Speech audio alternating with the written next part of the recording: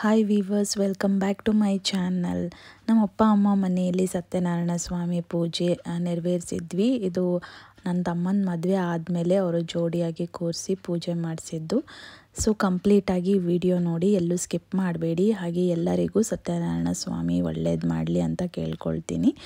ಹಾಗೆ ಯಾರಾದರೂ ಹೊಸಬ್ರು ಇದ್ದರೆ ನಮ್ಮ ಚಾನಲ್ಗೆ ಸಬ್ಸ್ಕ್ರೈಬ್ ಮಾಡ್ಕೊಳ್ಳಿ. ಡೈಲಿ ಸಿಂಗಿಂಗ್ ವ್ಲಾಗ್ಸ್ ಬರ್ತಾ ಇರುತ್ತೆ. ಹಾಗೆ ಹೈಪ್ ಅಂತ ಆಪ್ಷನ್ ಬಂದಿದೆ, ಹೈಪ್ ಮಾಡಿ, ಸಪೋರ್ಟ್ ಮಾಡಿ, ಲೈಕ್ ಮಾಡಿ, ಕಮೆಂಟ್ ಮಾಡಿ. ಓಂ ಶ್ರೀ ಸತ್ಯನಾರಾಯಣ ಸ್ವಾಮಿ ನಮಃ ಅಂತ.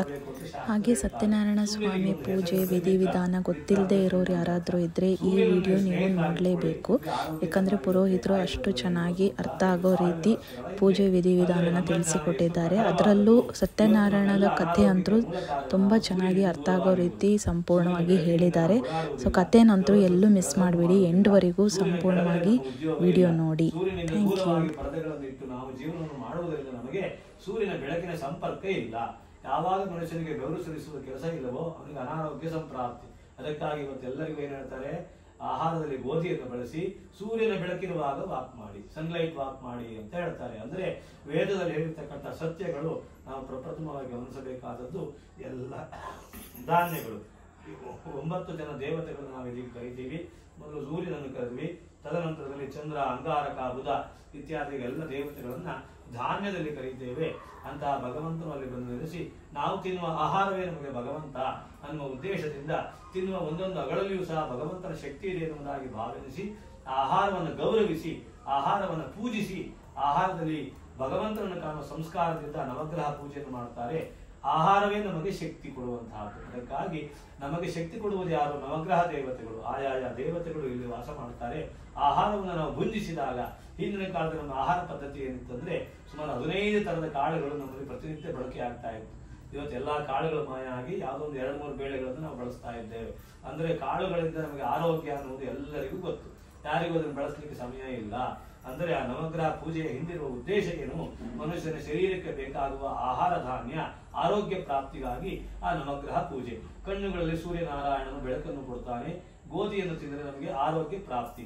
ಚಂದ್ರನು ಮನಸ್ಸಿನಲ್ಲಿರುವ ದೇವತೆ ಭತ್ತ ಅಂದ್ರೆ ಅಕ್ಕಿಯಲ್ಲಿ. ಅಂಗಾರಕ ಅಂದ್ರೆ ತೊಗರಿಯ ಬೇಳೆ, ನೀವು ದಾಲ್ ಅಂತ ಏನ್ ಹೇಳ್ತೀರಾ, ಆ ತೊಗರಿಯ ಬೇಳೆಯಲ್ಲಿ ಅಂಗಾರಕನ ಶಕ್ತಿ, ರಕ್ತವನ್ನು ಉದ್ದೀಪನೆ ಮಾಡುವುದು ಅಂಗಾರಕ. ಬುದ್ಧಿರ್ಬುಧ, ಹೆಸರು ಕಾಳನ್ನ ಮೊಳಕೆ ಕಟ್ಟಿ ಬಳಸುವ ಸಂಪ್ರದಾಯ ನಮ್ಮಲ್ಲಿ ಉಂಟು. ಸೂಕ್ಷ್ಮ ಬುದ್ಧಿ ಜಾಗೃತಿಗೋಸ್ಕರವಾಗಿ ಬುಧನ ಆರಾಧನೆ.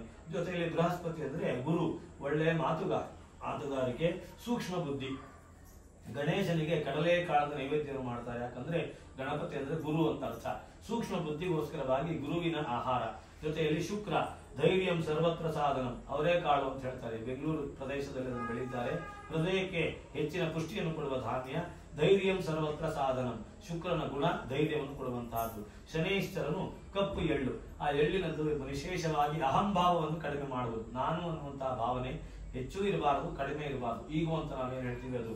ರಾಹು ಕೇತುಗಳು, ರಾಹು ಅಂದ್ರೆ ವಿಶೇಷವಾಗಿ ನರಮಂಡಲಗಳಲ್ಲಿ ಶಕ್ತಿಯನ್ನು ತುಂಬುವಂತಹದ್ದು. ಉದ್ದಿನ ಕಾಳು, ಉದ್ದಿನ ಬೇಳೆಯನ್ನು ನಾವು ಆಹಾರದಲ್ಲಿ ಬೆಳೆಸ್ತೇವೆ, ಇಡ್ಲಿಯಲ್ಲಿ ಬೆಳೆಸ್ತೇವೆ, ದೋಸೆಯಲ್ಲಿ ಬೆಳೆಸ್ತೇವೆ. ಉದ್ದಿನ ಬೇಳೆ ಇಲ್ಲದೆ ನಮ್ಮಲ್ಲಿ ಯಾವುದೇ ಅಡಿಗೆ ಉಂಟಾಗುವುದಿಲ್ಲ. ಯಾಕಂದ್ರೆ ನರಮಂಡಲಗಳಿಗೆ ಶಕ್ತಿಯನ್ನು ಕೊಡುವುದು ಆ ಉದ್ದಿನ ಬೇಳೆ. ರಾಹುವಿನ ಶಕ್ತಿ.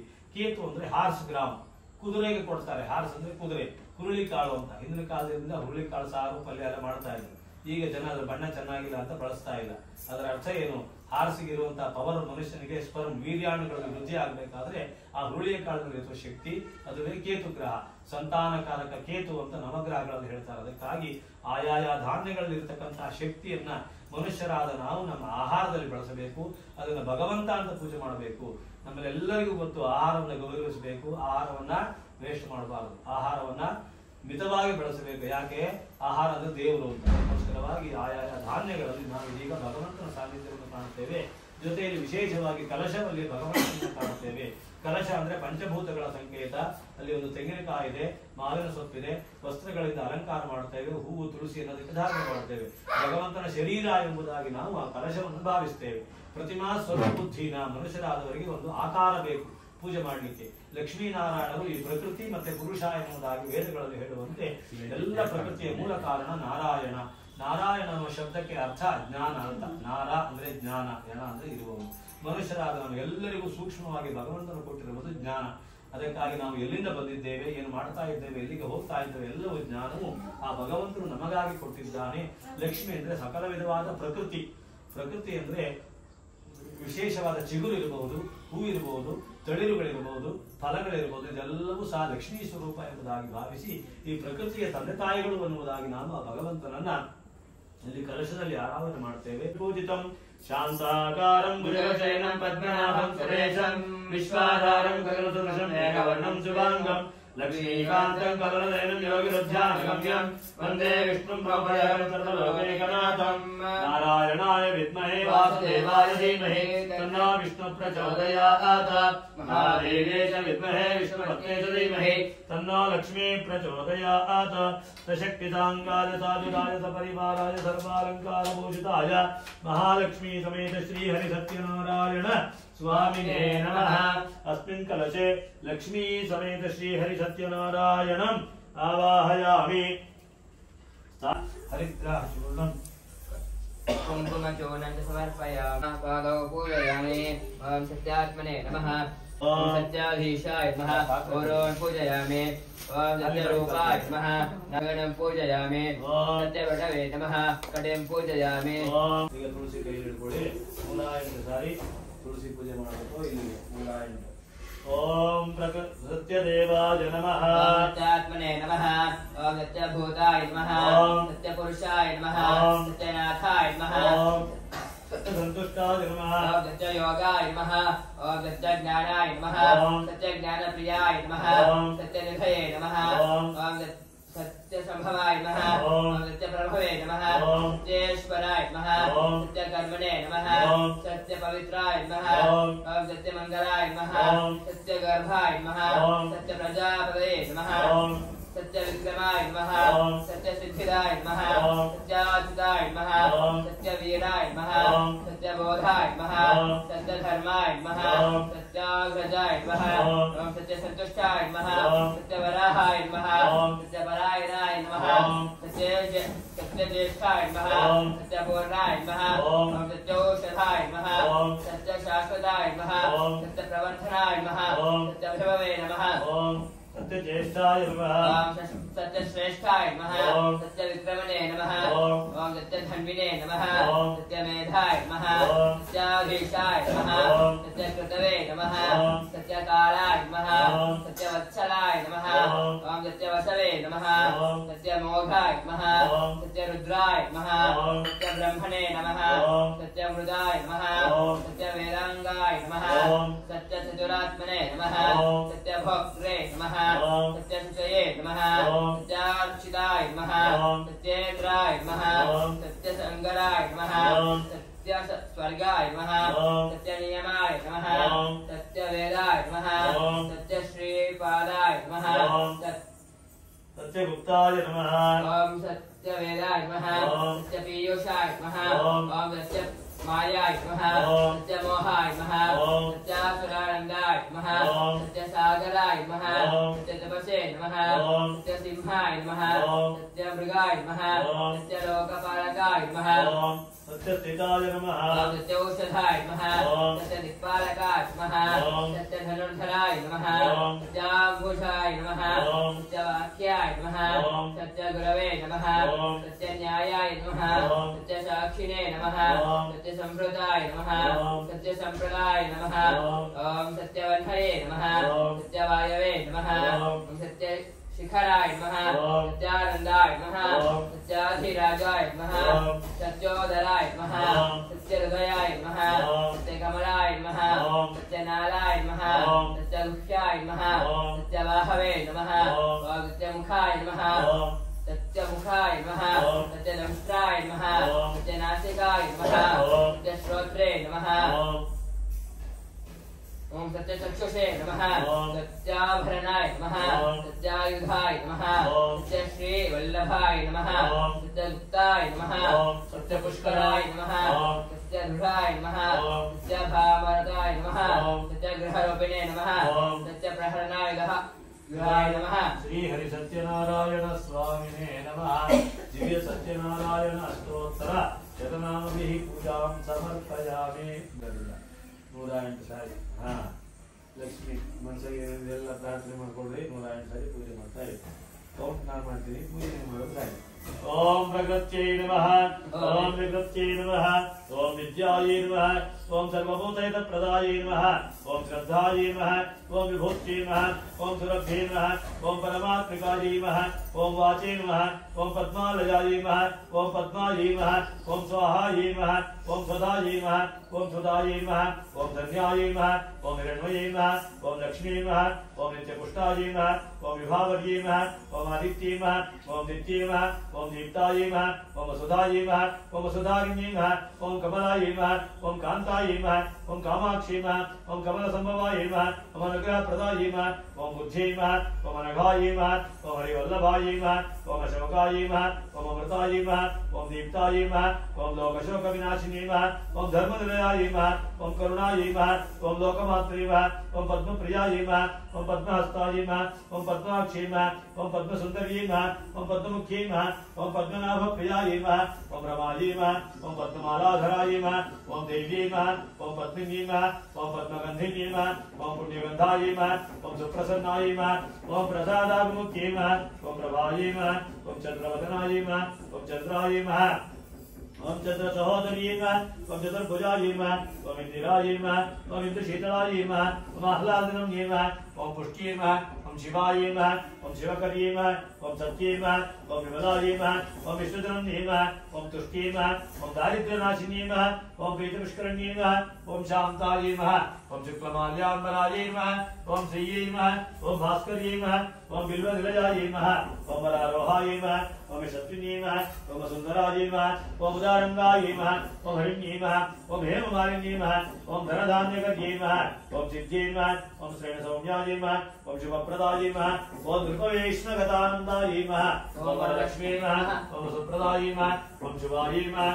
ಓಂ ಹಿರಣ್ಯ ಪ್ರಾಕಾರಾಯೈ ನಮಃ, ಓಂ ಸಮುದ್ರತನಯಾಯೈ ನಮಃ, ಓಂ ಜಯಾಯೈ ನಮಃ, ಓಂ ಮಂಗಲಾಯೈ ನಮಃ, ಓಂ ವಿಷ್ಣುವಕ್ಷಸ್ಥಳಸ್ಥಿತಾಯೈ ನಮಃ, ಓಂ ವಿಷ್ಣುಪತ್ನ್ಯೈ ನಮಃ, ಓಂ ಪ್ರಸನ್ನಾಕ್ಷೈ ನಮಃ, ಓಂ ನಾರಾಯಣ ಸಮಾಶ್ರಿತಾಯೈ ನಮಃ, ಓಂ ದಾರಿದ್ರ್ಯಧ್ವಂಸಿನ್ಯೈ ನಮಃ, ಓಂ ದೇವ್ಯೈ ನಮಃ, ಓಂ ಸರ್ವೋಪದ್ರವನಿವಾರಿಣ್ಯೈ ನಮಃ, ಓಂ ನಮ ದುರ್ಗಾಯೈ ನಮಃ, ಓಂ ಮಹಾಕಾಳ್ಯೈ ನಮಃ, ಓಂ ಬ್ರಹ್ಮ ವಿಷ್ಣು ಶಿವಾತ್ಮಿಕಾಯೈ ನಮಃ, ಓಂ ತ್ರಿಕಾಲಜ್ಞಾನ ಸಂಪನ್ನಾಯೈ ನಮಃ, ಓಂ ಭುವನೇಶ್ವರಿ ನಮಃ, ಓಂ ಸಿದ್ಧಲಕ್ಷ್ಮೀ ನಮಃ, ಓಂ ಮೋಕ್ಷಲಕ್ಷ್ಮೀ ನಮಃ, ಓಂ ಜಯಲಕ್ಷ್ಮೀ ನಮಃ, ಓಂ ಶ್ರೀಲಕ್ಷ್ಮೀ ನಮಃ, ಓಂ ಸೌಭಾಗ್ಯಲಕ್ಷ್ಮೀ ನಮಃ, ಓಂ ಸಂತಾನಲಕ್ಷ್ಮೀ ನಮಃ, ಓಂ ಗಜಲಕ್ಷ್ಮೀ ನಮಃ, ಮಹಾಲಕ್ಷ್ಮ್ಯೈ ನಮಃ.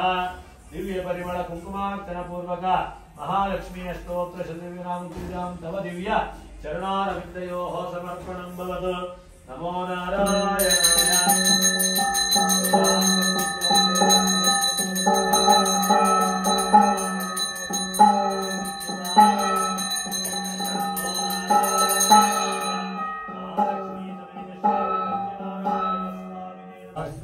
महालक्ष्मी समेत श्री हरिसत्यनारायण स्वामिने नमः.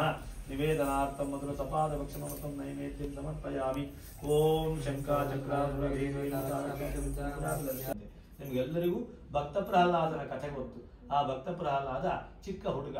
ಆ ಸಂದರ್ಭದಲ್ಲಿ ಅವನು ಅದುವರೆಗೂ ಭಗವಂತನನ್ನು ಅವನು ನೋಡಲಿಲ್ಲ. ಆದರೆ ಅವನ ತಂದೆ ಕೇಳ್ತಾನೆ, ಎಲ್ಲಿದ್ದಾನೆ ಭಗವಂತ? ಅವನು ಹೇಳ್ತಾನೆ, ಎಲ್ಲ ಕಡೆ ಭಗವಂತನಿದ್ದಾನೆ. ಅವನು ಹುಟ್ಟಲಿಕ್ಕೆ ಒಂದು ಕಾರಣ ಇದೆ. ಹಿರಣ್ಯಕಶಿಪು ಮಹಾರಾಕ್ಷಸ. ಆ ರಾಕ್ಷಸನಿಗೆ ನಾರಾಯಣ ಅನ್ನುವ ಶಕ್ತಿಯೇ ಇಲ್ಲ ಅನ್ನುವ ತಿಳುವಳಿಕೆ. ಎಲ್ಲ ಕಡೆ ನಾರಾಯಣ ಹುಡುಕ್ತಾ ಇದ್ದಾನೆ. ನಾರಾಯಣ ಅವನ ಕಣ್ಣಿಗೆ ಬೀಳುವುದಿಲ್ಲ. ಆಗ ಅವನು ತೀರ್ಮಾನ ಮಾಡ್ತಾನೆ, ಪ್ರಪಂಚದಲ್ಲಿ ನಾರಾಯಣ ಶಕ್ತಿ ಇಲ್ಲ, ನಾನೇ ನಾರಾಯಣ, ಎಲ್ಲರೂ ನನ್ನನ್ನೇ ಪೂಜೆ ಮಾಡಿ ಅಂತ ಹೇಳ್ತಾ ರಾಕ್ಷಸ ಶಕ್ತಿಯಿಂದ ವಿಜೃಂಭಿಸ್ತಾ ಇರ್ತಾನೆ. ಅವನಿಗೆ ಮದುವೆ ಆಗ್ತದೆ. ಅವನ ಹೆಂಡತಿ ಕಯಾದು. ಆ ಕಯಾದು ಮನಸ್ಸಿನಲ್ಲಿ ನಾರಾಯಣನ ಭಕ್ತೆ. ಆ ಸಂದರ್ಭದಲ್ಲಿ ಗಂಡನಿಗೆ ನಾರಾಯಣ ಶಬ್ದವನ್ನ ಕೇಳಿದರೆ ಕೋಪ ಬರ್ತದೆ. ಆದ್ರೆ ಅವಳು ಮೌನವಾಗಿ ಮನಸ್ಸಿನಲ್ಲಿಯೇ ನಾರಾಯಣನ ಧ್ಯಾನ ಮಾಡ್ತಾ ಇರ್ತಾಳೆ. ಗಂಡನಿಗೆ ಗೊತ್ತಾಗದ ಹಾಗೆ ಆ ಹಿರಣ್ಯಕಶಿಪುಗೆ ಒಂದು ಆಸೆ ಉಂಟಾಗುತ್ತೆ. ಏನು ಆಸೆ ಅಂದ್ರೆ, 3 ಲೋಕಗಳನ್ನ ನಾನು ಜಯಿಸಬೇಕು, ಪ್ರಪಂಚಕ್ಕೆ ನಾನು ಸರ್ವಾಧಿಕಾರಿ ಆಗಬೇಕು ಅಂತ. ಆಗ ಅವನ ಗುರುಗಳಾದ ಶುಕ್ರಾಚಾರ್ಯರಿಗೆ ಪ್ರಶ್ನೆ ಮಾಡಿದಾಗ ಶುಕ್ರಾಚಾರ್ಯರು ಹೇಳ್ತಾರೆ, ಇಡೀ ಪ್ರಪಂಚವನ್ನು ಜಯಿಸಬೇಕಾದ್ರೆ ನೀನು ಸೃಷ್ಟಿ ಶಕ್ತಿಯನ್ನು ಅನುಭವಿಸಬೇಕು. ಸೃಷ್ಟಿಯನ್ನು ಯಾರು ಮಾಡ್ತಾರೆಯೋ ಅವನು ರಾಜನಾಗಬಹುದು. ಇವತ್ತಿಗೂ ವಿಜ್ಞಾನಿಗಳು ಹುಡುಕ್ತಾ ಇರ್ತಕ್ಕಂಥ ಯಾವ ಶಕ್ತಿ ಅಂದ್ರೆ ಈ ಸೃಷ್ಟಿ ರಹಸ್ಯವನ್ನೇ ಹುಡುಕ್ತಾ ಇದ್ದಾರೆ. ಆಟಮ್ ಅನ್ನೋದನ್ನು ಡಿವೈಡ್ ಮಾಡೋದು ಹೇಗೆ, ಅದರಿಂದ ಜೀವಿಗಳ ಸಮ್ಮಿಲನ ಇಲ್ಲದೆ ಹೇಗೆ ಸೃಷ್ಟಿ ಮಾಡಬಹುದು ಅನ್ನೋದನ್ನೇ ಇವತ್ತಿಗೂ ನಾವು ಹುಡುಕ್ತಾ ಇದ್ದೇವೆ. ವೇದಗಳ ಕಾಲದಿಂದಲೂ ಸಹ ಋಷಿ ಮುನಿಗಳು ಹುಡುಕಿದ್ದು ಅದನ್ನೇ. ಇವತ್ತಿಗೂ ಅದಕ್ಕೆ ಉತ್ತರ ಸಿಕ್ಕಿಲ್ಲ. ಜೀವಿಗಳ ಮಿಲನೆ ಇಲ್ಲದೆ ಜೀವ ಸಂಯೋಗ ಹೇಗೆ ಉಂಟಾಗುತ್ತೆ ಅನ್ನುವುದೇ ಇದುವರೆಗೂ ಯಕ್ಷ ಪ್ರಶ್ನೆ. ಅದನ್ನು ಮಾಡಬೇಕಾದ್ರೆ ನೀನು ಬ್ರಹ್ಮನನ್ನ ಪೂಜೆ ಮಾಡಬೇಕು. ಬ್ರಹ್ಮ ಸಾಕ್ಷಾತ್ಕಾರ ಮಾಡಿದಾಗ ಇದು ಸಂಪ್ರಾಪ್ತಿ ಆಗುತ್ತೆ ಅಂತ ಅವರು ಹೇಳ್ತಾರೆ. ಬ್ರಹ್ಮನ ಮಂತ್ರವನ್ನು ಉಪದೇಶ ಮಾಡ್ತಾರೆ. ಕಯಾದು ಮದುವೆಯಾದ ಹೊಸದು ತನ್ನ ಹೆಂಡತಿಗೆ ಹೇಳ್ತಾನೆ, ನಾನು ಈ ರೀತಿಯಾಗಿ ಕಾಡಿಗೆ ಹೋಗಬೇಕು, ತಪಸ್ಸನ್ನು ಆಚರಣೆ ಮಾಡಬೇಕು. ಎಷ್ಟು ವರ್ಷ ಆಗ್ತದೋ ಗೊತ್ತಿಲ್ಲ. ಎಲ್ಲಿವರೆಗೂ ಬ್ರಹ್ಮ ಸಾಕ್ಷಾತ್ಕಾರ ಆಗುವುದಿಲ್ಲವೋ ಅಲ್ಲಿವರೆಗೆ ನಾನು ಮನೆಗೆ ಬರುವುದಿಲ್ಲ.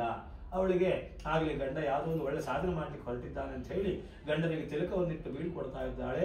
ಕಾಡಿಗೆ ಅವನು ಹೊರಡ್ತಾನೆ, ಅರಮನೆಯನ್ನು ಬಿಟ್ಟು ಹೋಗ್ತಾನೆ. ಕಾಡಿನಲ್ಲಿ ಒಳ್ಳೆಯ ಎತ್ತರವಾದ ಬಂಡೆಕಲ್ಲಿನ ಮೇಲೆ ಕುಳಿತುಕೊಂಡು ಬ್ರಹ್ಮ ಮಂತ್ರವನ್ನ ಕಣ್ಣು ಮುಚ್ಚಿ ಸಾಕ್ಷಾತ್ಕಾರಕ್ಕೋಸ್ಕರವಾಗಿ ತಪಸ್ಸನ್ನು ಪ್ರಾರಂಭ ಮಾಡ್ತಾನೆ. ಅದೇ ಸಂದರ್ಭದಲ್ಲಿ ನಾರದ ಮಹರ್ಷಿಗಳು ಅಲ್ಲಿ ಪ್ರಯಾಣ ಮಾಡ್ತಾ ಇರ್ತಾರೆ. ಅವರಿಗೆ ಈ ರಾಕ್ಷಸನ ಕುಬುದ್ಧಿಯ ತಿಳುವಳಿಕೆ ಉಂಟಾಗುತ್ತೆ. ನಾರದರ ಕೆಲಸ ಏನಂದ್ರೆ ಕೆಟ್ಟದ್ದನ್ನ ಅಲ್ಲಲ್ಲಿಯೇ ತಡೀತಾ ಇರಬೇಕು, ಒಳ್ಳೆಯದನ್ನ ಹರಡಬೇಕು. ಅದು ಅವರು ಋಷಿಗಳಾದಂಥವ್ರು ಅವರ ಕೆಲಸ. ಅವರೇನು ಯೋಚನೆ ಮಾಡ್ತಾರೆ, ಈ ರಾಕ್ಷಸ ತನ್ನ ತಪಸ್ಸಿನಲ್ಲಿ ಸಾಧನೆಯನ್ನು ಮಾಡಿದ್ದೇ ಆದರೆ ಇಡೀ 3 ಲೋಕವನ್ನ ರಾಕ್ಷಸ ಶಕ್ತಿಯೇ ಆಳ್ತದೆ, ಏನಾದ್ರೂ ಮಾಡಿ ಅವನಿಗೆ ತೊಂದರೆ ಮಾಡಬೇಕು. ಅವರು ಸೂಕ್ಷ್ಮವಾದ ಒಂದು ಗಿಳಿಯ ರೂಪವನ್ನು ತಾಳಿಕೊಂಡು ಮರದ ಮೇಲೆ ಕುಳಿತುಕೊಳ್ತಾರೆ. ಎಲ್ಲಿ ರಾಕ್ಷಸ ಕುಳಿತಿದ್ದನೋ ಅಲ್ಲಿ ಅವನು ಕುಳಿತು ಬ್ರಹ್ಮ ಸಾಕ್ಷಾತ್ಕಾರಕ್ಕೋಸ್ಕರವಾಗಿ ಕಣ್ಣು ಮುಚ್ಚಿ ನಮಸ್ಕಾರ ಮಾಡುವ ಸಂದರ್ಭದಲ್ಲಿ ನಾರದರು ಸೂಕ್ಷ್ಮ ರೂಪದಿಂದ ಓಂ ನಮೋ ನಾರಾಯಣಾಯ ಶಬ್ದವನ್ನು ಹೇಳುತ್ತಾರೆ. ಈ ರಾಕ್ಷಸನಿಗೆ ಆ ಶಬ್ದ ಕಿವಿಗೆ ಬೀಳುತ್ತದೆ. ಕೂಡಲೇ ಅವನ ಮನಸ್ಸಿನಲ್ಲಿ ಕೋಪ ಉಂಟಾಗುತ್ತೆ. ಯಾಕಂದ್ರೆ ನಾರಾಯಣ ಶಬ್ದದಿಂದ ಅವನಿಗೆ ದ್ವೇಷ ಉಂಟು. ಅವನು ಯೋಚನೆ ಮಾಡ್ತಾನೆ, ನಾನು ಮನೆಯನ್ನು ಬಿಟ್ಟು ಇಲ್ಲಿ ಬಂದು ಕುಳಿತುಕೊಂಡಿದ್ದಾನೆ, ಇಲ್ಲಿ ಯಾರು ನಾರಾಯಣ ಶಬ್ದವನ್ನು ಹೇಳ್ತಾ ಇದ್ದಾರೆ. ಅವನ ಮನಸ್ಸು ಚಂಚಲವಾಯಿತು, ಏಕಾಗ್ರತೆ ಕಳೆದು ಹೋಯಿತು. ಸುತ್ತೆಲ್ಲ ಗಮನಿಸಿದ, ಯಾರು ಕಾಣ್ತಾ ಇಲ್ಲ. ಪುನಃ ಕಣ್ಣು ಮುಚ್ಚಿ ತದೇಕ ಚಿತ್ತದಿಂದ ಬ್ರಹ್ಮನನ್ನು ಧ್ಯಾನಿಸುವ ಸಂದರ್ಭ ಪುನಃ ಶಬ್ದ ಉಂಟಾಯಿತು, ಓಂ ನಮೋ ನಾರಾಯಣಾಯ. ಎಲ್ಲ ಕಡೆ ನೋಡಿದ, ಮರದ ಮೇಲೆ ಯಾವುದೋ ಒಂದು ಪಕ್ಷಿ ಬಿಟ್ಟರೆ ಬೇರೆ ಯಾವುದು ಕಾಣ್ತಾ ಇಲ್ಲ. ಸೂಕ್ಷ್ಮವಾಗಿ ನೋಡಿದ್ರೆ ಆ ಹಕ್ಕಿಯೇ ನಾರಾಯಣ ಶಬ್ದವನ್ನು ಹೇಳ್ತಾ ಇದೆ. ಮನಸ್ಸಿನಲ್ಲಿ ಆಶ್ಚರ್ಯ ಉಂಟಾಯಿತು, ಅದಲ್ಲದೆ ಕೋಪ ಬಂತು. ಕಾಡಿನಲ್ಲಿ ಬಂದು ಕುಳಿತರೂ ಸಹ ನನಗೆ ಈ ನಾರಾಯಣ ಶಬ್ದದಿಂದ ಮೋಕ್ಷವಿಲ್ಲ, ಈ ಜಾಗ ಚೆನ್ನಾಗಿಲ್ಲ, ಸಾಧನೆಗೆ ಯೋಗ್ಯವಾಗಿಲ್ಲ, ನಾನು ಮನೆಗೆ ಹೋಗ್ತೇನೆ ಅಂತ ಹೇಳಿ ಎದ್ದು ದಿಕ್ಕನೆ ಮನೆಗೆ ಬಂದ. ಅವನ ಧರ್ಮಪತ್ನಿ ಕಯಾದು ಕೇಳಿದ್ರು, ಸ್ವಾಮಿ ಯಾಕೆ ಬಂದ್ರಿ, ಬ್ರಹ್ಮ ಸಾಕ್ಷಾತ್ಕಾರ ಆಯ್ತೋ? ಆಗ ಹೇಳ್ದ, ಇಲ್ಲ, ನಾನು ಯಾವುದೋ ಒಂದು ಕೆಟ್ಟ ಶಬ್ದವನ್ನು ಕೇಳಿದೆ. ಆ ಶಬ್ದ ಎಲ್ಲಿದೆಯೋ ಮನಸ್ಸಿಗೆ ಶಾಂತಿ ಇಲ್ಲ, ಎಲ್ಲಿ ಶಾಂತಿ ಇಲ್ಲವೋ ಅಲ್ಲಿ ನೆಮ್ಮದಿ ಇಲ್ಲ, ಎಲ್ಲಿ ನೆಮ್ಮದಿ ಇಲ್ಲವೋ ಅಲ್ಲಿ ತಪಸ್ಸಿಲ್ಲ, ಎಲ್ಲಿ ತಪಸ್ಸಿಲ್ಲವೋ ಅಲ್ಲಿ ನಾನಿಲ್ಲ, ಹಾಗಾಗಿ ಮನೆಗೆ ಬಂದೆ. ಸ್ವಾಮಿ ಏನು ಶಬ್ದವನ್ನು ಕೇಳಿದ್ರಿ? ಓಂ ನಮೋ ನಾರಾಯಣಾಯ. ಇವಳು ಮನಸ್ಸಿಗೆ ಸಂತೋಷ ಆಯಿತು, ಅದನ್ನು ತೋರಿಸ್ಪಡಿಸಿಕೊಳ್ಳಲಿಲ್ಲ. ಹೌದಾ ಸ್ವಾಮಿ, ಆ ಶಬ್ದ ಚೆನ್ನಾಗಿಲ್ಲ, ಊಟ ಮಾಡಿ ನಿದ್ದೆ ಮಾಡಿ, ಈ ದಿನ ಮುಹೂರ್ತ ಚೆನ್ನಾಗಿಲ್ಲ. ಊಟವನ್ನು ಬೆಳೆಸಿದಳು, ಊಟ ಮಾಡಿದ ರಾಕ್ಷಸ ನಿದ್ರೆ ಮಾಡಿದ. ಪುನಃ ಮರುದಿನ ಸೂರ್ಯೋದಯಕ್ಕೆ ಎದ್ದ, ಸ್ನಾನಾದಿಗಳನ್ನು ಮಾಡಿದ, ಶಿವಪೂಜೆಯನ್ನು ಮಾಡಿದ. ಏನು ಕೆಲಸ? ಪುನಃ ಕಾಡಿಗೆ ಹೋಗಬೇಕು, ಪುನಃ ತಪಸ್ಸನ್ನು ಸಾಧನೆ ಮಾಡಬೇಕು. ಪುನಃ ಹೋಗಿ ಕುಳಿತ, ಕಣ್ಣು ಮುಚ್ಚಿದ, ಬ್ರಹ್ಮಮಂತ್ರವನ್ನು ಸಾಕ್ಷಾತ್ಕಾರಕ್ಕಾಗಿ ತಪಸ್ಸನ್ನು ಪ್ರಾರಂಭ ಮಾಡಿದ. ನಾರದರು ಪುನಃ ಅಲ್ಲಿ ಬಂದರು, ಓಂ ನಮೋ ನಾರಾಯಣ ಶಬ್ದವನ್ನು ಉಚ್ಚಾರ ಮಾಡಿದರು. ಪುನಃ ದಿಕ್ಕನೆದ್ದ ಈ ರಾಕ್ಷಸ ಮನೆಗೆ ಬಂದ. ಈ ದಿನವೂ ಕೆಟ್ಟ ಶಬ್ದವನ್ನು ಕೇಳಿದೆ. ಏನದು ಶಬ್ದ? ಓಂ ನಮೋ ನಾರಾಯಣಾಯ. ಹೆಂಡತಿಗೆ ಹೇಳ್ದ. ಹೆಂಡತಿಗೆ ಸಂತೋಷ ಆಯಿತು, ಆದರೆ ತೋರ್ಪಡಿಸಿಕೊಳ್ಳಲಿಲ್ಲ. ಹೌದು ಸ್ವಾಮಿ, ಈ ದಿನವೂ ಚೆನ್ನಾಗಿಲ್ಲ, ಮುಹೂರ್ತ ಚೆನ್ನಾಗಿಲ್ಲ, ನಿಮ್ಮ ಕೆಲಸ ಕೆಟ್ಟು ಹೋಯ್ತು, ಊಟ ಮಾಡಿ ನಿದ್ದೆ ಮಾಡಿ. ಇದೇ ರೀತಿ ಪ್ರತಿ ದಿವಸ ನಡೆಯಿತು. 15 ದಿವಸಗಳು, ಒಂದು ಪಕ್ಷ ಅಂತ ಕರೀತಾರೆ 15 ದಿನಕ್ಕೆ. ಆ 15 ದಿವಸಗಳ ಕಾಲ ಪ್ರತಿನಿತ್ಯ ಹೇಳ್ತಾನೆ, ಸೂರ್ಯೋದಯ ಸ್ನಾನಾದಿಗಳನ್ನು ಮಾಡ್ತಾನೆ, ಶಿವಪೂಜೆ ಮಾಡ್ತಾನೆ, ಅಲ್ಲಿ ಕುಳಿತುಕೊಳ್ತಾನೆ, ಬ್ರಹ್ಮಶಬ್ದವನ್ನು ಹೇಳ್ತಾನೆ, ಪುನಃ ನಾರಾಯಣ ಶಬ್ದವನ್ನು ಕೇಳ್ತಾನೆ. ಸಿಟ್ಟು ಬರ್ತದೆ, ಮನೆಗೆ ಬರ್ತಾನೆ, ಪುನಃ ಹೆಂಡತಿಗೆ ಹೇಳ್ತಾನೆ ಓಂ ನಮೋ ನಾರಾಯಣ ಶಬ್ದವನ್ನ ಅಲ್ಲದೆ ಬೇರೆ ಯಾವುದೇ ಶಬ್ದವನ್ನು ಕಿವಿಯಲ್ಲಿ ಕೇಳಲಿಲ್ಲ. ಮನಸ್ಸಿನಲ್ಲಿ ಏನೋ ತಳಮಳ, ನಾರಾಯಣ ಶಬ್ದದಿಂದ ಅವನಿಗೆ ಏನೋ ಬದಲಾವಣೆ ಆಗ್ತಾ ಇದೆ ಅಂತ ಅನ್ನಿಸ್ತಾ ಇದೆ. ಅದೇ ಸಂದರ್ಭದಲ್ಲಿ ಪತಿ ಪತ್ನಿಯರ ಸಂಯೋಗ ಉಂಟಾಯಿತು. ಆಗ ಗರ್ಭದಲ್ಲಿ ಹುಟ್ಟಿದಂತಹ ಕುಮಾರನ ಯಾರು? ಆ ಪಿಂಡ ರೂಪದಲ್ಲಿ ಇದ್ದಂಥವನು ಪ್ರಹ್ಲಾದ ಕುಮಾರ. 15 ದಿವಸಗಳ ಪರ್ಯಂತ ನಾರಾಯಣ ಶಬ್ದವನ್ನು ಕೇಳಿ ತನ್ನ ಹೆಂಡತಿಗೆ ಅವನು ಅದನ್ನು ಪುನರುಚ್ಚಾರ ಮಾಡಿದ್ದರ ಜೊತೆಯಿಂದ ಆಕೆಯ ಗರ್ಭದಲ್ಲಿ ಗರ್ಭ ಉಂಟಾಯಿತು. ಆ ಗರ್ಭದಲ್ಲಿ ಹುಟ್ಟಿದವನು ಯಾರು? ಅವನೇ ಪ್ರಹ್ಲಾದ ಕುಮಾರ. ಚಿಕ್ಕ ಹುಡುಗನಾಗಿದ್ದಾಗಲೇ ಅವನಿಗೆ ಭಗವಂತನ ಜ್ಞಾನ ಉಂಟು. ಈ ಪ್ರಪಂಚವೆಲ್ಲವೂ ನಾರಾಯಣ ಎನ್ನುವ ಶಬ್ದದಿಂದ ಉಂಟಾಯಿತು ಅನ್ನುವ ತಿಳುವಳಿಕೆ ಇತ್ತು. ಆದರೆ ತಂದೆಗೆ ಅವನಲ್ಲಿ ವಿಶ್ವಾಸವಿಲ್ಲ. ಎಲ್ಲಿದ್ದಾನೆ ನಿನ್ನ ನಾರಾಯಣ ಅಂತ ಕೇಳಿದಾಗ ಎಲ್ಲ ಕಡೆ ಇದ್ದಾನೆ, ಮೇಲಿದ್ದಾನೆ, ಕೆಳಗಿದ್ದಾನೆ, ಒಳಗಿದ್ದಾನೆ, ಹೊರಗಿದ್ದಾನೆ, ನಿನ್ನಲ್ಲಿದ್ದಾನೆ, ನನ್ನಲ್ಲಿದ್ದಾನೆ, ಮೇಲೆ ಕೆಳಗೆ ಸಕಲ ಚರಾಚರ ಜೀವ ಜಗತ್ತುಗಳಲ್ಲಿರುವಂತವನು ನಾರಾಯಣ ಅನ್ನುವ ಶಬ್ದವನ್ನ ಮಗು ಉಚ್ಚಾರ ಮಾಡ್ತಾ ಇದ್ದರೆ ಹಿರಣ್ಯಕಶಿಪುಗೆ ಅತ್ಯಂತ ಕ್ರೋಧ. ನಾನು ನಾರಾಯಣ ರೂಪವನ್ನು ನೋಡಬೇಕು ಅಂತ ಹೇಳ್ತಾನೆ. ನಿನ್ನ ಕಣ್ಣಿನಲ್ಲಿ ನೋಡುವ ಯೋಗ್ಯತೆ ಇದೆ, ನಿನ್ನ ಕಣ್ಣಿನ ನೋಡಿದ್ರೆ ಮಾತ್ರವೇ ಸಾಧ್ಯ ಎನ್ನುವುದಾಗಿ. ಈ ಕಂಬದಲ್ಲಿದ್ದಾನೆ, ಹೌದು ಈ ಕಂಬದಲ್ಲಿ ಇದ್ದಾನೆ. ಕಂಬಕ್ಕೆ ಗದಾಪ್ರಹಾರವನ್ನು ಮಾಡ್ತಾನೆ. ಆ ಗದಾಪ್ರಹಾರದಿಂದ ನರಸಿಂಹಾವತಾರಿಯಾಗಿ ಕಂಬದಿಂದ ಬಿಂಬರೂಪದಲ್ಲಿ ಶ್ರೀ ನರಸಿಂಹ ರೂಪಿಯಾಗಿ ಆ ಭಗವಂತನ ದರ್ಶನ ಉಂಟಾಗ್ತದೆ. ಚಿಕ್ಕ ಹುಡುಗನಾದಂತಹ ಪ್ರಹ್ಲಾದನಿಗೆ ಇದ್ದದ್ದು ಯಾವುದು ಅಂದ್ರೆ ಅಚಲವಾದ ವಿಶ್ವಾಸೋ ಫಲದಾಯಕ. ಆ ಚಿಕ್ಕ ಹುಡುಗನಲ್ಲಿ ಭಗವಂತನ ಪ್ರೇರಣೆಯನ್ನು ಕೊಟ್ಟಿದ್ದು ಯಾರು ಅಂದ್ರೆ ಕೇವಲ ನಾರಾಯಣ ಶಬ್ದವನ್ನು ಕೇಳಿದ್ದರಿಂದ ಅಂತಹ ಶ್ರೇಷ್ಠವಾದ ಕುಮಾರ ಆಕೆ ಗರ್ಭದಲ್ಲಿ ಹುಟ್ಟಿದ. ಅದಕ್ಕಾಗಿ ಹಿಂದೂಗಳಾದ ನಾವು ಪ್ರತಿನಿತ್ಯ ಭಗವಂತನ ನಾಮಸ್ಮರಣೆಯನ್ನು ಭಜನೆಯನ್ನು ಮನೆಯಲ್ಲಿ ಮಾಡುವುದರಿಂದ ನಮ್ಮ ಸಂತಾನಗಳಿಗೆ ಆ ಭಗವಂತನ ಜ್ಞಾನವು ಸಂಪ್ರಾಪ್ತಿಯಾಗಲಿ. ಅದೇ ನಮ್ಮ ಕರ್ಮದ ಹಿಂದಿರತಕ್ಕಂಥ ಮುಖ್ಯ ಉದ್ದೇಶ. ಆ ಸತ್ಯನಾರಾಯಣ ಕಥೆಯಲ್ಲಿ ಸಕಲ ವಿಧವಾದ ಮಂಗಲಗಳನ್ನ ಇಟ್ಟಿದ್ದಾರೆ. ಯಾವ ದಿನದಲ್ಲಿ ಮನುಷ್ಯನಿಗೆ ಸತ್ಯನಾರಾಯಣ ವ್ರತವನ್ನು ಮಾಡಬೇಕೆಂಬ ಆಸೆ ಉಂಟಾಗುವುದೋ ಆ ದಿನವೇ ಶುಭ ದಿನವು. ಭಕ್ತಿ ಶ್ರದ್ಧೆಗಳಿಂದ ಭಗವಂತನ ಕಲಶ ಸ್ಥಾಪನಾದಿಗಳನ್ನು ಮಾಡಿ ಹಾಲು ಮೊಸರು ಸಕ್ಕರೆ ಜೇನು ತುಪ್ಪ ಇತ್ಯಾದಿಗಳಿಂದ ಭಗವಂತನಿಗೆ ಅಭಿಷೇಕವನ್ನು ಮಾಡಬೇಕು. ತದನಂತರದಲ್ಲಿ ತುಳಸಿ ಬಿಲ್ಲುಪತ್ರೆ ಮುರುಗ ಮಂದಾರ ಮಲ್ಲಿಗೆ ಇತ್ಯಾದಿ ಪುಷ್ಪಗಳಿಂದ ಅರ್ಚನೆಯನ್ನು ಮಾಡಬೇಕು. ಹಾಲು ಸಕ್ಕರೆ ತುಪ್ಪ ರಸಬಾಳೆಹಣ್ಣು ರವೆ ಎಲ್ಲವನ್ನು ಸೇರಿ ಮಾಡಿದ ಸಪಾದ ಭಕ್ಷನ್ನು ನೈವೇದ್ಯ ಮಾಡಿ ಬಳಿಕ ಬ್ರಾಹ್ಮಣರಿಗೆ ದಕ್ಷಿಣಾದಿಗಳನ್ನು ಕೊಟ್ಟು ಕಥೆಯನ್ನು ಕೇಳಬೇಕು.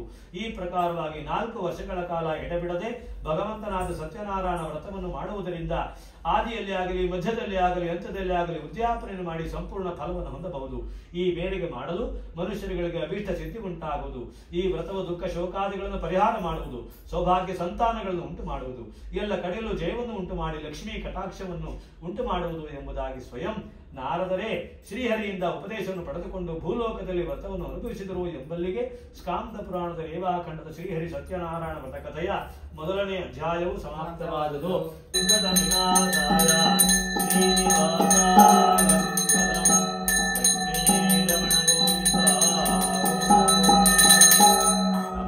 ಎರಡನೇ ಅಧ್ಯಾಯವು ಪುನಃ ಸೂತ್ರ ಕೇಳುತ್ತಾರೆ. ಎಲೆ ಋಷಿಗಳೆಲ್ಲ ಸತ್ಯನಾರಾಯಣ ವ್ರತವು ಭೂಮಿಗೆ ಬಂದ ವಿಚಾರವನ್ನು ಹೇಳುತ್ತೇನೆ. ಹಿಂದೆ ಕಾಶಿ ಎಂಬೂರಿನಲ್ಲಿ ಅತ್ಯಂತ ಬಡವನಾದ ಬ್ರಾಹ್ಮಣನಿದ್ದರು. ಆ ಬ್ರಾಹ್ಮಣರು ತಿನ್ನಲು ಅನ್ನವಿಲ್ಲದೆ ಹೊರೆಯಲು ಬಟ್ಟೆ ಇಲ್ಲದೆ ಭಿಕ್ಷೆ ಬೇಡುತ್ತಾ ಇದ್ದರು. ಹೀಗಿರಲಾಗಿ ಅವರಿಗೆ ಅನುಗ್ರಹ ಮಾಡಬೇಕೆಂಬ ಬಯಕೆಯಿಂದ ಸತ್ಯನಾರಾಯಣ ಸ್ವಾಮಿಯು ಸನ್ಯಾಸಿ ವೇಷಧಾರಿಯಾಗಿ ಬಂದು, ಎಲೆ ಬ್ರಾಹ್ಮಣರೇ, ಪ್ರತಿ ದಿವಸ ಏತಕ್ಕೋಸ್ಕರವಾಗಿ ಭಿಕ್ಷೆ ಬೇಡುತ್ತೀರಿ ಎಂದು ಕೇಳಲಾಗಿ, ಸ್ವಾಮಿ, ನಾನು ಅತ್ಯಂತ ಬಡವನು, ತಿನ್ನಲು ಅನ್ನವಿಲ್ಲ, ಹೊದೆಯಲು ಬಟ್ಟೆ ಇಲ್ಲ, ಭಿಕ್ಷೆ ಬೇಡಿ ನನ್ನ ಜೀವನ ನಡೆದಿದೆ. ನಿಮಗೇನಾದರೂ ಈ ಬಡತನದ ನಿವಾರಣೋಪಾಯ ತಿಳಿದಿದ್ದರೆ ಕೃಪೆಯಿಂದ ಹೇಳಿರಿ ಎಂಬುದಾಗಿ ನುಡಿದು, ಭಕ್ತಿ ಶ್ರದ್ಧೆಗಳಿಂದ ನೀವು ಭಗವಂತನ ಸತ್ಯನಾರಾಯಣ ವ್ರತವನ್ನು ಮಾಡಿ ನಿಮಗೆ ಮಂಗಲ ಉಂಟಾಗುವುದೆಂಬುದಾಗಿ ಸತ್ಯನಾರಾಯಣ ವ್ರತವನ್ನು ಮಾಡುವ ವಿಧಿವಿಧಾನಗಳನ್ನ ಈ ಸನ್ಯಾಸಿಯು ಬ್ರಾಹ್ಮಣನಿಗೆ ಉಪದೇಶ ಮಾಡಿದನು. ಈ ಬ್ರಾಹ್ಮಣನಾದರೋ, ಬಡವನಾದ ನಾನು ಸತ್ಯನಾರಾಯಣ ವ್ರತವನ್ನು ಹೇಗೆ ಮಾಡಲಿ, ಏನಾದರಾಗಲಿ, ಈ ದಿನ ಭಿಕ್ಷೆ ಬೇಡಿ ಬಂದ ಅಲ್ಪ ಸ್ವಲ್ಪ ಹಣವೆಲ್ಲವನ್ನು ಒಟ್ಟು ಮಾಡಿಕೊಂಡು ಪೂಜೆಗೆ ಬೇಕಾದ ಎಲ್ಲ ಪರಿಕರಗಳನ್ನು ತೆಗೆದುಕೊಂಡು ಮನೆಗೆ ಬಂದು ಇಷ್ಟ ಮಿತ್ರ ಬಂಧು ಬಾಂಧವರೊಂದಿಗೆ ಸತ್ಯನಾರಾಯಣ ವ್ರತವನ್ನು ಮಾಡಿ, ಸ್ವಾಮಿ, ಬಡವನಾದ ನಾನು ಸತ್ಯನಾರಾಯಣ ವ್ರತವನ್ನು ಮಾಡುತ್ತೇನೆ, ನನ್ನಲ್ಲಿ ಕರುಣಿಸಿರಿ ಎಂಬುದಾಗಿ ನಾನಾ ವಿಧವಾಗಿ ಸ್ತೋತ್ರಾದಿಗಳನ್ನು ಮಾಡಿದನು. ಪರಮ ಶ್ರೇಷ್ಠವಾದ ಸತ್ಯನಾರಾಯಣ ವ್ರತವನ್ನು ಮಾಡಿದರ ಬಲವಾಗಿ ಅವನ ಸಮಸ್ತ ವಿಧವಾದ ದುಃಖವೆಲ್ಲವೂ ನಾಶವಾಗಿ ಶ್ರೀಮಂತನಾದನು. ಲಕ್ಷ್ಮೀ ಕಟಾಕ್ಷವನ್ನು ಹೊಂದಿ ಪ್ರತಿ ತಿಂಗಳು ಹುಣ್ಣಿಮೆ, ಸಂಕ್ರಾಂತಿ ಪರ್ವಕಾಲಗಳಲ್ಲಿ ಭಗವಂತನಾದ ಸತ್ಯನಾರಾಯಣ ವ್ರತವನ್ನು ಮಾಡುತ್ತಾ ಈ ಭೂಮಿಯಲ್ಲಿ ಸಕಲ ವಿಧವಾದ ಸುಖವನ್ನು ಅನುಭವಿಸಿ ಅಂತ್ಯಕಾಲದಲ್ಲಿ ಸಾಕ್ಷಾತ್ ಶ್ರೀಹರಿಯ ವೈಕುಂಠ ಲೋಕವನ್ನು ಸೇರಿದನು ಎಂಬಲ್ಲಿಗೆ ಸತ್ಯನಾರಾಯಣ ವ್ರತ ಕಥೆಯ 2ನೇ ಅಧ್ಯಾಯವು ಸಮಾಪ್ತವಾದದು. 3ನೇ ಅಧ್ಯಾಯವು ಉಲ್ಖಮುಖನೆಂಬ ರಾಜ ಮತ್ತು ಅವನ ಧರ್ಮಪತ್ನಿ ಭದ್ರಶೀಲೆಗೆ ದೇವರಲ್ಲಿ ಅನನ್ಯ ಭಕ್ತಿ ಇತ್ತು. ದಂಪತಿಗಳು ನದಿ ತೀರದಲ್ಲಿ ಶ್ರೀ ಸತ್ಯನಾರಾಯಣ ವ್ರತವನ್ನು ಮಾಡಿದರು. ಆ ಸಮಯದಲ್ಲಿ ಒಬ್ಬ ವರ್ತಕನು ವ್ಯಾಪಾರಕ್ಕೋಸ್ಕರ ಬಂದಿದ್ದನು. ಇವರು ಮಾಡುತ್ತಿರುವ ವ್ರತವನ್ನು ನೋಡಿ ಸಂತೋಷಗೊಂಡು ವರ್ತಕನು ವ್ರತದ ವಿಚಾರವನ್ನು ಕೇಳಿದನು. ದಂಪತಿಗಳು ಪುತ್ರಸಕ್ತರಾದ ನಾವು ಸಕಲ ಇಷ್ಟಾರ್ಥಗಳನ್ನು ಕೊಡುವ ಶ್ರೀ ಸತ್ಯನಾರಾಯಣ ವ್ರತವನ್ನು ಮಾಡಿದೆವು ಎಂಬುದಾಗಿ ನುಡಿದರು. ವರ್ತಕನು ಪ್ರಸಾದವನ್ನು ತೆಗೆದುಕೊಂಡು ಮನೆಗೆ ಹಿಂತಿರುಗಿ ತನ್ನ ಪತ್ನಿಯಾದ ಲೀಲಾವತಿಗೆ ವ್ರತದ ಮಹಿಮೆಯನ್ನು ಮಾಡಿದೆವು ಎಂಬುದಾಗಿ ನುಡಿದರು. ವರ್ತಕನು ಪ್ರಸಾದವನ್ನು ತೆಗೆದುಕೊಂಡು ಮನೆಗೆ ಹಿಂತಿರುಗಿ ತನ್ನ ಪತ್ನಿಯಾದ ಭದ್ರಶೀಲೆಗೆ ಲೀಲಾವತಿ ವ್ರತದ ಮಹಿಮೆಯನ್ನು ತಿಳಿಸಿ ನಮಗೂ ಸಂತಾನವಾದ ಕಾಲದಲ್ಲಿ ವ್ರತವನ್ನು ಮಾಡುವುದಾಗಿ ಸಂಕಲ್ಪಿಸಿದರು. ನವಮಾಸ ತುಂಬಿದ ಮೇಲೆ ಪುತ್ರಿಕಾ ರತ್ನವನ್ನು ಪಡೆದರು. ಮಗುವಿಗೆ ಕಲಾವತಿ ಎಂದು ನಾಮಕರಣ ಮಾಡಿದರು. ಕಲಾವತಿ ದಿನ ದಿನಕ್ಕೆ ವೃದ್ಧಿಯನ್ನು ಪಡೆಯುತ್ತಾ ಬಂದಳು.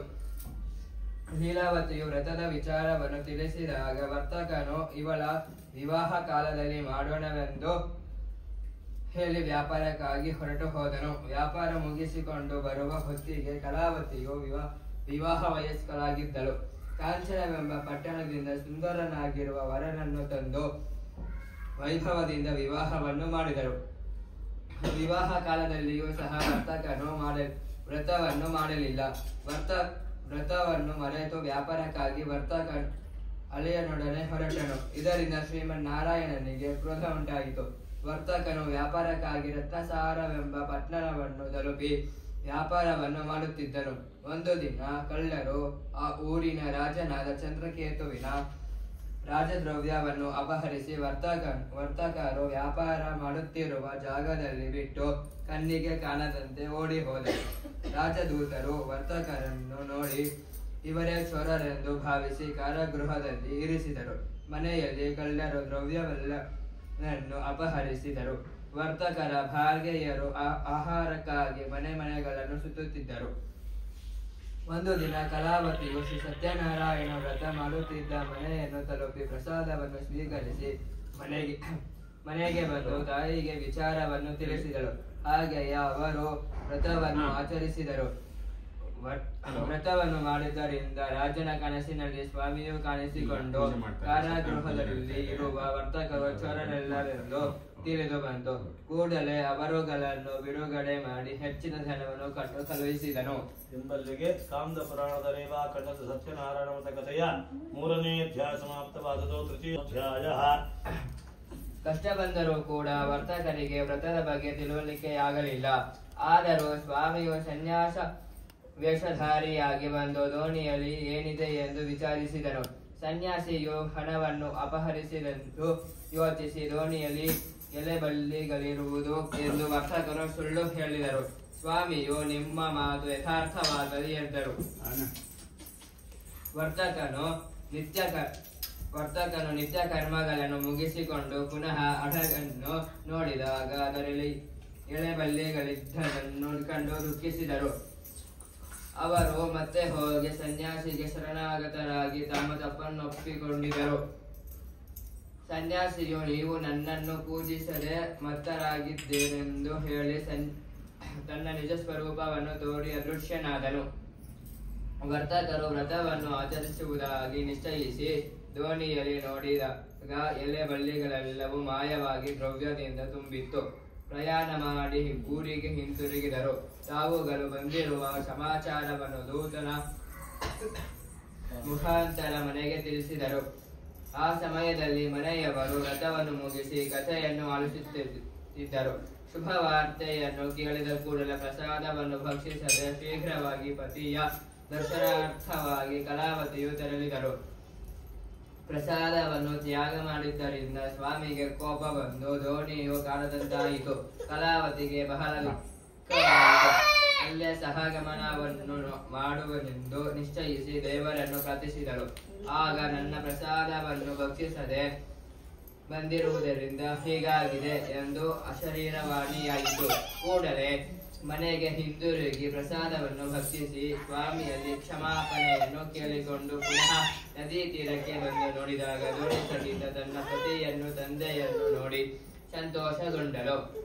ಎಲ್ಲರೂ ಮನೆಗೆ ತೆರಳಿ ನಡೆದ ಸಂಗತಿಯನ್ನು ಎಲ್ಲರಿಗೂ ತಿಳಿಸಿ ಪ್ರತಿ ಪೌರ್ಣಿಮೆ ಮತ್ತು ಪರ್ವಕಾಲದಲ್ಲಿ ಶ್ರೀ ಸತ್ಯನಾರಾಯಣ ವ್ರತವನ್ನು ಆಚರಿಸುತ್ತಾ ಬಂದು ಆಜೀವ ಪರ್ಯಂತ ಸಂತೋಷದಿಂದಿದ್ದರು ಎಂಬಲ್ಲಿಗೆ ಕನ್ನಡ ಸತ್ಯನಾರಾಯಣ ವ್ರತ ಕಥೆಯ 4ನೇ ಅಧ್ಯಾಯ ಸಮಾಪ್ತವಾದುದು. ಪಂಚಮೋಧ್ಯಾಯ. ಪೂರ್ವದಲ್ಲಿ ಅಂಗಧ್ವಜ ಎಂಬ ರಾಜನಿದ್ದನು. ಆ ರಾಜನು ಪ್ರಜೆಗಳನ್ನು ತನ್ನ ಮಕ್ಕಳಂತೆ ನೋಡಿಕೊಳ್ಳುತ್ತಾ ಇದ್ದನು. ಪ್ರತಿ ದಿವಸವೂ ದೇವಸ್ಥಾನಕ್ಕೆ ಹೋಗಿ ದೇವರ ಪೂಜಾದಿಗಳನ್ನು ಮಾಡಿ ಬ್ರಾಹ್ಮಣರಿಗೆ ದಾನಾದಿಗಳನ್ನು ಕೊಟ್ಟು ಬಡವರಿಗೆ ಸಂತೋಷಪಡಿಸುತ್ತಾ ಇದ್ದನು. ಹೀಗಿರಲಾಗಿ ಅವನಿಗೆ ಗ್ರಹಚಾಕಾರ ಕಾಲವು ಸಂಪ್ರಾಪ್ತವಾಗಲು ಬೇಟೆಯಾಡುವಂತಹ ಮನಸ್ಸುಂಟಾಯಿತು. ಬೇಟೆಯಾಡುತ್ತಾ ಸಿಂಹ, ಹುಲಿ, ಚಿರತೆ ಇತ್ಯಾದಿ ಕ್ರೂರ ಮೃಗಗಳನ್ನು ಬೇಟೆಯಾಡಿ ವಿಶ್ರಾಂತಿ ಪಡೆಯಲು ಒಂದು ಮರದ ಕೆಳಗೆ ಬಂದು ಮಲಗಿದನು. ಆ ಆಲದ ಮರದ ಕೆಳಭಾಗದಲ್ಲಿ ದನ ಕಾಯುವ ಎಲ್ಲ ಮಕ್ಕಳು ಸೇರಿಕೊಂಡು ಭಕ್ತಿ ಶ್ರದ್ಧೆಗಳಿಂದ ಸತ್ಯನಾರಾಯಣ ವ್ರತವನ್ನು ಮಾಡುತ್ತಾ ಇದ್ದರು. ಈ ವ್ರತವನ್ನು ಗಮನಿಸಿದಂತ ರಾಜನು ಗರ್ವದಿಂದ ಅಲ್ಲಿಗೆ ಹೋಗಲಿಲ್ಲ. ದೇವರಿಗೆ ನಮಸ್ಕಾರಾದಿಗಳನ್ನು ಮಾಡಲಿಲ್ಲ. ಆದಾಗ್ಯೂ ಮಕ್ಕಳೆಲ್ಲರೂ ರಾಜನ ಮುಂದೆ ಪ್ರಸಾದವನ್ನಿಟ್ಟು, ಸ್ವಾಮಿ, ಇದು ಸತ್ಯನಾರಾಯಣ ಪ್ರಸಾದ, ಸ್ವೀಕರಿಸಿರಿ ಎಂದು ಹೇಳಲಾಗಿ ರಾಜನು ಅಹಂಕಾರದಿಂದ ಈ ದನ ಕಾಯುವ ಮಕ್ಕಳು ಮಾಡಿದ ಪೂಜೆಯಲ್ಲಿ ನಾನು ಪಾಲ್ಗೊಳ್ಳುವುದಿಲ್ಲ ಎಂಬುದಾಗಿ ತಾನು ಕುದುರೆ ಮೇಲೆ ತನ್ನ ಮನೆ ಕಡೆಗೆ ಪ್ರಯಾಣ ಬೆಳೆಸಿದನು. ಇದರಿಂದ ಕುಪಿತಗೊಂಡಂತ ಸತ್ಯನಾರಾಯಣ ಸ್ವಾಮಿಯು ಮಹಾರಾಜನಿಗೆ ಅನೇಕ ದುಃಖ ಉಂಟಾಗಲಿ ಎಂಬುದಾಗಿ ಶಾಪವನ್ನು ಕೊಟ್ಟರು. ಈ ಶಾಪದ ಪರಿಣಾಮವಾಗಿ ಆ ಮಹಾರಾಜನ ಹಲವು ಮಂದಿ ಮಕ್ಕಳು ಅನೇಕ ರೋಗ ರುಜಿನಾದಿಗಳಿಂದ ನಾಶ ಹೊಂದಿದರು. ಆತನ ಸಾಮ್ರಾಜ್ಯದಲ್ಲಿ ಮಳೆಯೂ ಬಾರದೆ ಬರಗಾಲವು ಸಂಪ್ರಾಪ್ತವಾಯಿತು. ಇದೇ ಸಂದರ್ಭದಲ್ಲಿ ಶತ್ರುಗಳ ಉಪಟಳದಿಂದ ರಾಜ್ಯ ಕೋಶಗಳನ್ನು ಕಳೆದುಕೊಂಡು ಏಕಾಂಗಿಯಾದಂತಹ ರಾಜನು ಕಾಡಿನಲ್ಲಿ ಅಲೆಯುವಂತಹ ಪರಿಸ್ಥಿತಿಯು ಬಂದೊದಗಿತು. ಆಗ ರಾಜನು ಯೋಚಿಸಿದ್ದೇನೆಂದರೆ, ಇದೆಲ್ಲವೂ ಸಹ ಯಾವುದೋ ದೇವರ ಕೋಪದಿಂದ ಉಂಟಾಯಿತು. ಯಾವ ಜಾಗದಲ್ಲಿ ಭಗವಂತನಾದ ಸತ್ಯನಾರಾಯಣ ಸ್ವಾಮಿಯ ಪ್ರಸಾದವನ್ನು ನಾನು ತಿರಸ್ಕಾರ ಮಾಡಿದನೋ ಆ ಮಹಾದುಃಖವೇ ನನಗೀಗ ಸಂಪ್ರಾಪ್ತವಾಯಿತು. ಏನಾದರಾಗಲಿ ನಾನು ಭಗವಂತನ ಶರಣಾಗತಿಯನ್ನ ಅನುಭವಿಸಬೇಕೆಂಬುದಾಗಿ ಪುನಃ ಕಾಡಿನಲ್ಲಿ ಬಂದು ಜಲಾಶಯದಲ್ಲಿ ಸ್ನಾನಾದಿಗಳನ್ನು ಮಾಡಿಕೊಂಡು ಭಕ್ತಿ ಶ್ರದ್ಧೆಗಳಿಂದ ಅಲ್ಲಿಯೇ ಬಿಟ್ಟಂತ ಹಣ್ಣು ಹೂ ಪತ್ರಗಳನ್ನು ಸಂಗ್ರಹಿಸಿಕೊಂಡು ಭಗವಂತನಾದ ಸತ್ಯನಾರಾಯಣ ವ್ರತವನ್ನು ಆ ದನಕಾಯುವ ಎಲ್ಲ ಮಕ್ಕಳನ್ನು ಸೇರಿಸಿಕೊಂಡು ಭಕ್ತಿ ಶ್ರದ್ಧೆಗಳಿಂದ ಮಾಡಿದನು. ಪರಮ ದುರ್ಲಭವಾದ ಸತ್ಯನಾರಾಯಣ ವ್ರತವನ್ನು ಮಾಡಿ, ಸ್ವಾಮಿ ಭಗವಂತನೇ ಅಹಂಕಾರದಿಂದ ನಿನ್ನ ಪೂಜೆಯನ್ನು ಮಾಡುವುದಿಲ್ಲ, ನನ್ನನ್ನು ಕ್ಷಮಿಸು ಎಂಬುದಾಗಿ ಸ್ತೋತ್ರಾದಿಗಳಿಂದ ಸಂಕರಿಸಿದರು. ಆಗ ಹರೇ ಮುರಾರೇ ಜಗದೇಕನಾಥ ಗೋವಿಂದ ದಾಮೋದರ ವಾಸುದೇವ ಲಕ್ಷ್ಮೀಪತೆ ಕೇಶವ ಕೇಶಚಕ್ರ ನಾರಾಯಣ ಅನಂತ ವಿಭೋ ಪ್ರಸೀದ ಎಂಬ ಸ್ತುತಿವಾಕ್ಯಗಳಿಂದ ಸಂಪ್ರೀತನಾದ ಶ್ರೀಹರಿಯು ಪ್ರತ್ಯಕ್ಷನಾಗಿ, ಎಲೆ ರಾಜನೇ, ಗರ್ವದಿಂದ ಅಹಂಕಾರದಿಂದ ಪರಮಾತ್ಮನನ್ನೇ ಮರೆತಿದ್ದೀಯಾ ಎಂದು ನುಡಿಯಲಾಗಿ ಕೈ ಮುಗಿದಂತಹ ರಾಜನು, ಸ್ವಾಮಿ ಬ್ರಹ್ಮ ವಿಷ್ಣು ಮಹೇಶ್ವರಾದಿ ಸಮಸ್ತ ದೇವತೆಗಳು ಸಹ ನಿನ್ನ ಮಾಯೆಯನ್ನು ತಿಳಿದೇ ಮೋಹಿತರಾಗಿರುವಾಗ ಮೂಢ ಬುದ್ಧಿಯ ಮನುಷ್ಯನು ಹೇಗೆ ತಿಳಿಯಲು ಸಾಧ್ಯ? ವಿದ್ಯುಕ್ತವಾಗಿ ನಿನ್ನ ಪೂಜೆಯನ್ನು ಮಾಡುವೆನು, ನನ್ನಲ್ಲಿ ಕರುಣಿಸು ಎಂಬುದಾಗಿ ನಾನಾ ವಿಧವಾಗಿ ಸ್ತೋತ್ರಾದಿಗಳಿಗೆ ಶ್ರೀಹರಿ ಪ್ರತ್ಯಕ್ಷನಾಗಿ, ಎಲೆ ರಾಜನೇ ಹೆದರಬೇಡ, ನಿನಗೆ ಮಂಗಲ ಉಂಟಾಗುವುದು ಎಂಬುದಾಗಿ ಅನೇಕ ವಿಧವಾದ ವರಗಳನ್ನು ಪುತ್ರ ಪೌತ್ರಾದಿ ಸಾಮ್ರಾಜ್ಯಾದಿಗಳನ್ನು ಪುನಃ ಕರುಣಿಸಿದನು. ಪರಮ ಶ್ರೇಷ್ಠವಾದ ಸತ್ಯನಾರಾಯಣ ವ್ರತವನ್ನು ಮಹಾರಾಜನು ಸದಾಕಾಲ ಮಾಡುತ್ತಾ ಈ ಭೂಲೋಕದಲ್ಲಿ ಬೇಕಾದ ಸಕಲ ಸುಖ ಶಾಂತಿ ಸೌಭಾಗ್ಯ ಸಂತಾನ ಸಮೃದ್ಧಿಗಳನ್ನು ಅನುಭವಿಸಿ ಅಂತ್ಯಕಾಲದಲ್ಲಿ ಸಾಕ್ಷಾತ್ ಶ್ರೀಹರಿಯ ವೈಕುಂಠ ಲೋಕವನ್ನು ಸೇರಿದನು. ಪರಮ ದುರ್ಲಭವಾದ ಈ ವ್ರತವನ್ನು ಯಾವ ಮನುಷ್ಯನು ಆಚರಣೆ ಮಾಡುವನೋ ಆ ಮನುಷ್ಯನ ಸಕಲ ವಿಧವಾದ ಸಂಕಟಗಳು ದೂರವಾಗುತ್ತದೆ. ಈ ದೇವರನ್ನು ಕೆಲವರು ಕಾಲವೆಂದು, ಧರ್ಮವೆಂದು, ಈಶ್ವರ ಎಂದು, ಸತ್ಯನಾರಾಯಣನೆಂದು, ಸತ್ಯದೇವರೆಂದು ಹೇಳುತ್ತಾರೆ. ಭಕ್ತರು ಬೇಡಿದ ಫಲವನ್ನು ಕೂಡ ಸ್ವಾಮಿ ಸತ್ಯನಾರಾಯಣನಾಗಿದ್ದಾನೆ. ಕಲಿಯುಗದಲ್ಲಿ ಈ ಸತ್ಯನಾರಾಯಣ ವ್ರತವನ್ನು ಮಾಡುವವರಿಗೆಲ್ಲರಿಗೂ ಸಹ ವಿದ್ಯೆ, ಆಯಸ್ಸು, ಸಂಪತ್ತು, ಸೌಭಾಗ್ಯ, ಸಮೃದ್ಧಿಗಳು ಉಂಟಾಗುತ್ತದೆ ಎಂಬುದಾಗಿ ಸೂತ ಪುರಾಣಿಕರು ಶವನಕಾದಿ ಋಷಿಗಳಿಗೆ ಹೇಳಿದವರಿಗೆ ಸ್ಕಾಂದ ಪುರಾಣದ ರೇವಾಖಂಡದ ಶ್ರೀಹರಿ ಸತ್ಯನಾರಾಯಣ ವ್ರತ ಕಥೆಯ 5ನೇ ಅಧ್ಯಾಯವು ಸಮಾಪ್ತವಾದುದು. ನಾರಾಯಣಾಯ ಓಂ ನಮೋ ನಾರಾಯಣಾಯ ಓಂ ನಮೋ ನಾರಾಯಣಾಯ ಸ್ತೋತ್ರ ಪ್ರಾರ್ಥನಾಂ ಸಮರ್ಪಯಾಮಿ ಛತ್ರಂ ಸಮರ್ಪಯಾಮಿ ತಾಮರೇಣ ವಿಜಯಾಮೃತಂ ದರ್ಶಯಾಮಿ ಗೀತಂ ಶ್ರಾವಯಾಮಿ ನಾಟ್ಯಂ ನಟಾಮಿ ಆಂದೋಲಿಕಾನಾರೋಹಯಾಮಿ ಅಶ್ವಾನಾರೋಹಯಾಮಿ ಗಜಾನಾರೋಹಯಾಮಿ ಸಮಸ್ತ ರಾಜೋಪಚಾರ ದೇವೋಪಚಾರ ಸಹಿತಂ ನಮಾಮಿ. ತ್ವಮೇವ ಮಾತಾ ಚ ಪಿತಾ ತ್ವಮೇವ ತ್ವಮೇವ ಬಂಧುಶ್ಚ ಸಖಾ ತ್ವಮೇವ ತ್ವಮೇವ. ಮಂಗಲಂ ಭಗವಾನ್ ವಿಷ್ಣುಃ ಮಂಗಲಂ ಮಧುಸೂದನ ಮಂಗಲಂ ಪುಂಡರೀಕಾಕ್ಷ ಮಂಗಲಾಯತನಂ ಹರಿ. ಹರೇ ರಾಮ ಹರೇ ಮಾಡ್ರಿ.